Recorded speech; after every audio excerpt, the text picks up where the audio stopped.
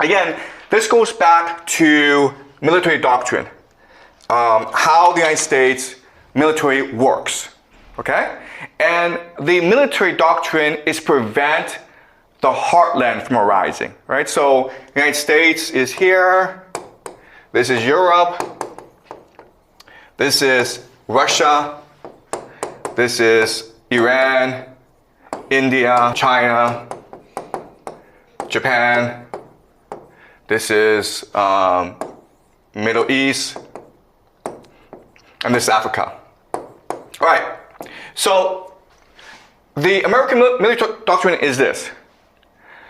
The greatest threat to American power is the heartland unifying, okay?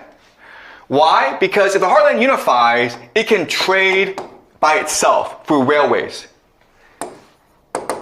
But America is primarily a naval power. Therefore, it requires people to trade by sea, okay?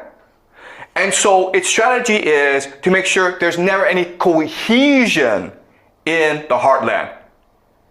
Either by making sure that no great power arises in the heartland, and that's why America went to war in World War I and World War II, because there's a great fear that Germany would conquer the world, or Europe, and Asia, and create the heartland, okay? Therefore, America had to stop Germany from rising.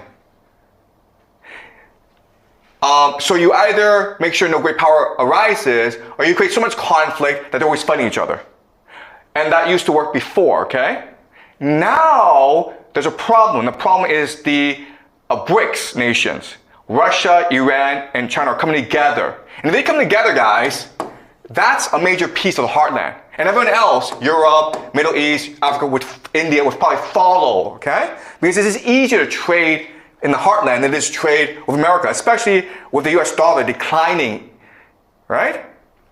So, in other words, the United States has no choice but to fight this war because that's their entire strategy to maintain hegemony in the world, to prevent the heartland from unifying, all right? Does that make sense? Because like once you destroy Iran, the heartland fractures. There's no way that they can now trade together anymore. They're still reliant on American maritime routes, okay? America maintains is still the hegemon because it controls world trade.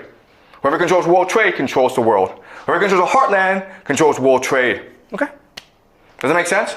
Okay? But this is just one explanation. There's actually other explanations, and I'll go into a more complicated explanation next class.